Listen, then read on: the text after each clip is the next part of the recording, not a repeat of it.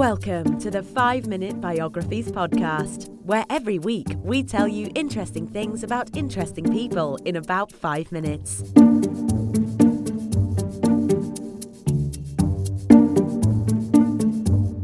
And now here is your host, Wayne Armstrong. Hi, I'm Wayne Armstrong. Welcome to the 5-Minute Biographies podcast, episode 11, Richard Harris. Richard Harris only accepted one of his most famous roles under threat from an 11-year-old. The veteran actor had no interest in taking on a role in a series like Harry Potter, as he wasn't a fan of commitment and didn't want to be tied to a single movie franchise.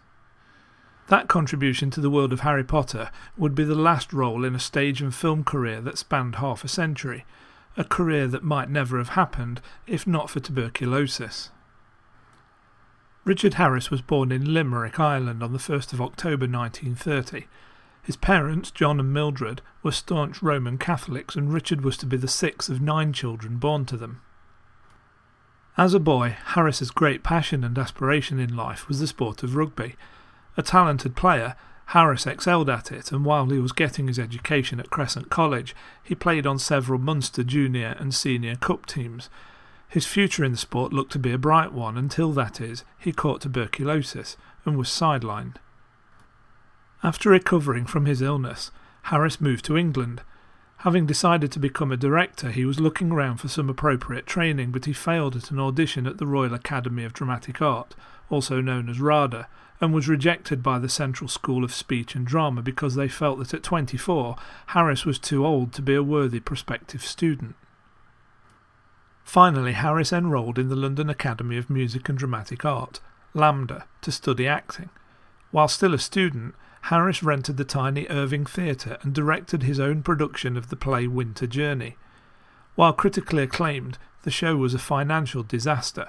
Harris lost all of his savings and ended up homeless. Upon graduation from LAMDA, Harris joined Joan Littlewood's theatre workshop and began to get roles in a few of their productions. Harris would spend the next decade learning his craft on stages throughout Britain and was almost completely unknown outside of theatre circles for the entire period. During this time, in 1957, Harris married Elizabeth Rees Williams, with whom he had 3 children, Jared, Damien and Jamie, but the couple would divorce in 1969.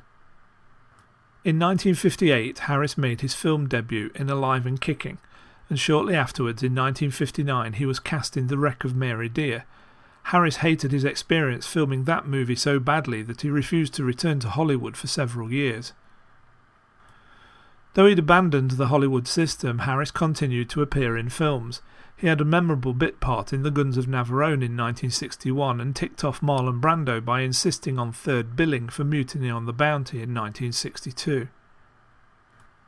In 1963, Harris secured his first starring role in the film This Sporting Life. Harris took home Best Actor at the Cannes Film Festival and an Academy Award nomination for his portrayal of a rugby league football player. He followed This Sporting Life with another lead in the Italian film Deserto Rosso, or Red Desert, in 1964, and won even more attention for himself in Sam Peckinpah's Major Dundee in 1965. In 1966, Harris played Cain in John Huston's The Bible in The Beginning. He also took the role of King Arthur in the 1967 musical Camelot. After the success of 1970's A Man Called Horse, Harris was voted as the 9th most popular star in the United Kingdom. In 1974, Harris married for the second time, this time to the American actress Anne Turkel. This marriage would also end in divorce in 1982, although Harris and Turkel remained good friends. Despite his critical acclaim and awards demonstrating his stature as a heavyweight actor of enormous talent, Harris had a habit for taking on roles in films many believed were beneath him. One of the most infamous was the 1977 Jaws-inspired flop, Orca. Harris took a sabbatical from acting in the 1980s, but would return in 1990 for The Field, a film which brought him another Academy Award nomination. 2 years later, he would also appear in Clint Eastwood's eulogy to the Western, Unforgiven, which won the Academy Award for Best Picture in 1992. Harris's next Best Picture role came in 2000's Gladiator. In 2001, Harris was approached with what would ultimately be the last role of his career. Production had begun on a film series based around the massively popular Harry Potter novels. Harris was offered the role of Professor Albus Dumbledore and, like Sean Connery before him, turned it down. Harris knew his health was in decline and he had no interest in starting something he couldn't finish. That wasn't a good enough excuse for his granddaughter, though. When she learned her grandfather had the opportunity to be in a film of her favourite book, she threatened to stop speaking to Harris if he didn't take the part. Though he was concerned that the role would overshadow everything else in his career, Harris relented and played the role in Harry Potter and the Sorcerer's Stone in 2001 and Harry Potter and the Chamber of Secrets in 2002. In August of that year, Harris was diagnosed with Hodgkin's disease after having been hospitalised with pneumonia.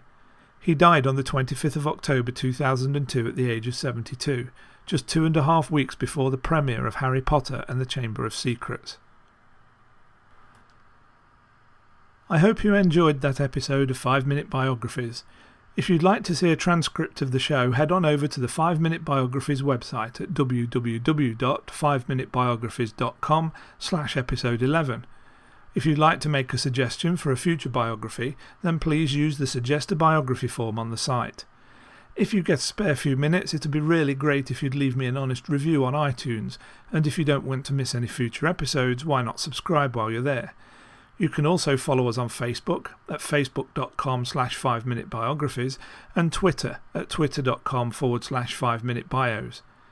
We've also now created a YouTube channel where we'll be presenting a selection of the podcasts in video format with lots of images to go with the words.